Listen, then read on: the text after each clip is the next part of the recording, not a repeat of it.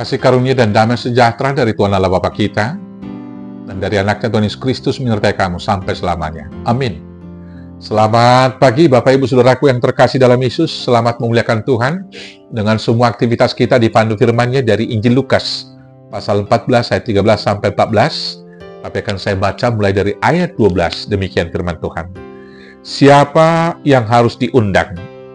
Dan Yesus berkata juga kepada orang yang mengundang Dia, apabila engkau mengadakan perjamuan siang atau perjamuan malam, janganlah engkau mengundang sahabat-sahabatmu, atau saudara-saudaramu, atau kaum keluargamu, atau tetangga-tetanggamu yang kaya, karena mereka akan membalasnya dengan mengundang engkau pula, dan dengan demikian engkau mendapat balasnya. Tetapi apabila engkau mengadakan perjamuan, undanglah orang-orang miskin, orang-orang cacat, orang-orang lumpuh, dan orang-orang buta. Dan engkau akan berbahagia, karena mereka tidak mempunyai apa-apa untuk membalasnya kepadamu, sebab engkau akan mendapat balasnya pada hari kebangkitan orang-orang benar. Demikianlah firman Tuhan. Bapak Ibu Saudaraku yang terkasih dalam Yesus Kristus, transaksional itulah pola interaksi sosial, pola hubungan yang dibangun manusia dalam hidupnya bersama secara umum pada masa-masa sekarang ini. Hubungan dibangun atas dasar pertimbangan untung rugi. Bila menguntungkan pribadinya boleh dilanjutkan, tetapi bila tidak ada lagi keuntungan atau dianggap rugi, maka hubungan itu dibubarkan atau ditinggalkan. Dalam prinsip hidup yang demikian, satu tindakan baik yang dilakukan kepada orang lain adalah tindakan balasan akan kebaikan yang sudah diterima dari orang lain. Maka kebaikan yang dilakukan adalah kebaikan yang reaktif. Itu balasan akan kebaikan yang telah dilakukan oleh orang lain kepada diri kita sendiri. Sebaliknya, satu tindakan baik yang dilakukan diharapkan suatu saat akan mendapat balasan daripada orang yang telah diperlakukan baik tersebut. Sekali lagi, transaksional.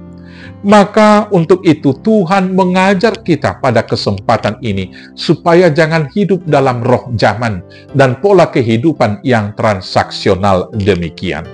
Dalam firman ini Tuhan Yesus mengajarkan kepada kita, dan dengan perumpamaan Dia mengatakan bahwa apabila engkau mengundang seseorang untuk perjamuan makan siang atau perjamuan makan malam, jangan mengundang saudara-saudaramu yang kaya.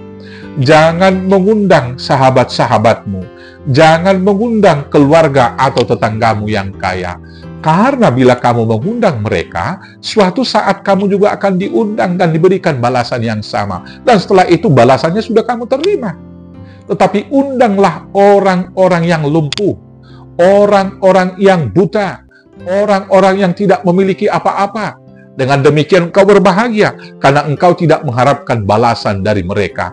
Tetapi engkau akan mendapat balasannya, yaitu ketika orang-orang yang benar akan dibangkitkan. Balasan yang kita terima adalah pada kedatangan Kristus yang kedua kali. Maka sekarang ini, di tengah-tengah hubungan hidup yang transaksional tersebut, kita diingatkan melalui firman ini, supaya kita melakukan perbuatan baik itu adalah sebuah kewajiban dan ibadah kepada Tuhan, karena Tuhan telah lebih dahulu melakukan segala hal yang baik. Maka, berangkat dari pemahaman firman ini, mari kita mengasihi sesama kita, karena Tuhan telah lebih dahulu mengasihi kita. Bila kita melakukan tindakan yang baik, mengasihi orang lain, mengasihi Tuhan, bukan supaya mereka mengasihi kita, tetapi karena Tuhan telah mengasihi kita, maka adalah kewajiban kita untuk mengasihi sesama kita. Dan keputusan untuk melakukan itu ada pada kita. Mari kita melakukan segala hal yang baik kepada semua orang, tanpa harus untuk memproklamirkannya, mempertontonkannya kepada semua orang. Ingatlah firman Tuhan yang mengatakan, apa yang diberikan tangan kananmu, hendaklah jangan diketahui oleh tangan kirimu. Bahkan yang lebih baik adalah, ketika kita melakukan hal yang baik kepada seseorang, mari cepat-cepat lupakan. Jangan pernah melakukan hal yang baik kepada seseorang dan mengingat-ingatnya. Karena dengan demikian berarti kita mengharapkan balasannya. Dan ketika kita mengharapkan balasan dari tindakan baik yang kita lakukan, kita akan kecewa. Dan lebih daripada itu, kita tidak mendapat upah apa-apa di mata Tuhan. Tapi sekali lagi, lakukanlah yang baik kepada saudaramu. Dan kemudian lupakan itu. Dan dalam melakukan hal yang baik itu, lakukan itu sebagai ibadah hanya untuk memuliakan Tuhan. Yang kemudian dalam kehidupan kita ini, ambillah jalan salib yang dilakukan oleh Tuhan dengan cinta kasih-Nya yang luar biasa, mencari untuk memberi. Atau dengan kata yang lain, memilih untuk berkorban daripada mengorbankan orang lain.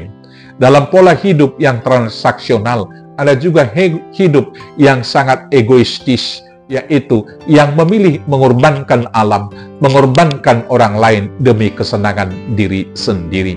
Tetapi dalam hubungan dengan sesama berangkat dari cinta kasih Tuhan, mari kita memilih jalan berkorban untuk berkat dan kebahagiaan bagi orang lain. Selamat melakukan tindakan yang baik tanpa mengharapkan balasan dari sesama. Dengan demikianlah kita berbahagia dan upahnya kita terima dari Tuhan. Tuhan Yesus memberkati. Amin. Kita bersatu dalam doa. Terima kasih Bapa yang baik atas semua kebaikan yang Tuhan berikan dan kemurahan.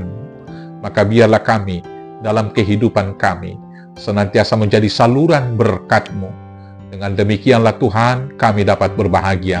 Pada hari Tuhan datang kedua kali, kami akan mendapat berkat melimpah, yaitu mahkota kehidupan.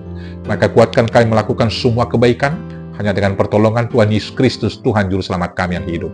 Amin. Selamat melakukan kebaikan. Tuhan Yesus memberkati. Horas, horas, horas.